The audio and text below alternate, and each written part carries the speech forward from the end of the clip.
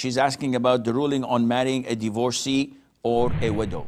If I understand this correctly, that's a good thing for someone who has been previously married. Because the sunnah for a person who did not marry before to marry a virgin, as per the hadith of Jabir ibn Abdullah, may Allah be pleased with him and with his father. When he got married, so the Prophet asked him, did you marry a virgin or a previously married woman? He said, no, I married a previously married woman. He said, why? Why didn't you get a virgin or someone who you can play with and she plays with you? When you're both virgins, you enjoy things better and more than someone who was previously married. He said, O Prophet of Allah, my father died, leaving half a dozen of girls, my siblings, sisters. So I did not want to bring another young, inexperienced girl to them, and they become like 7 or more.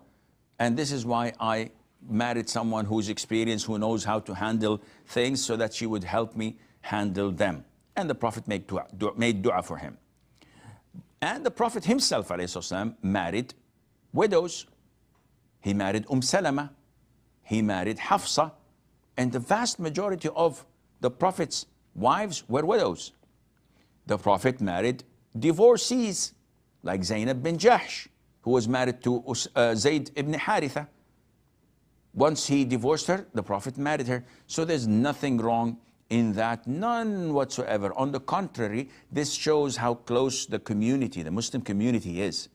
Instead of going to marry a Christian or a Jew, or to look for something materialistic and worldly, rather you see someone who is a divorcee or a widow in need of help, that you go and help her instead, and that would be more rewarding.